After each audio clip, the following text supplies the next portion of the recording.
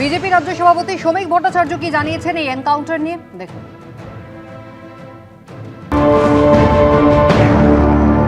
সরকার কড়া পদক্ষেপ নিয়েছে এবং কোনো অপরাধীকেই ছেড়ে রাখা যাবে না।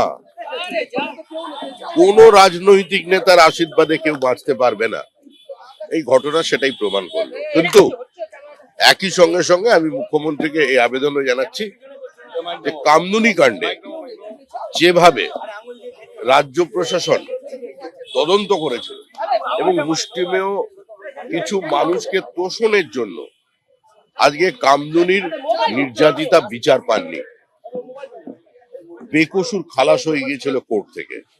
এই ফাইল নতুন করে ওপেন করা।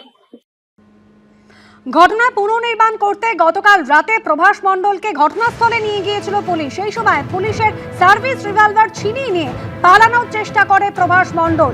পাল্টা গুলি চালায় পুলিশ এবং এনকাউন্টারে মৃত্যু হয় প্রভাস মণ্ডলের। আর এই মুহূর্তে বারুইপুর থানায় নিয়ে আসা হয়েছে নিহত নাবালিকার মাকে, তাকে জিজ্ঞাসাবাদ করা হয়েছে। আরও 3 অভিযুক্ত যাদেরকে ইতিমধ্যে গ্রেপ্তার করা হয়েছে, দিবাকর সর্দার, আনন্দ সর্দার এবং কবির মোল্লা, তাদেরও জিজ্ঞাসাবাদ করছে পুলিশ।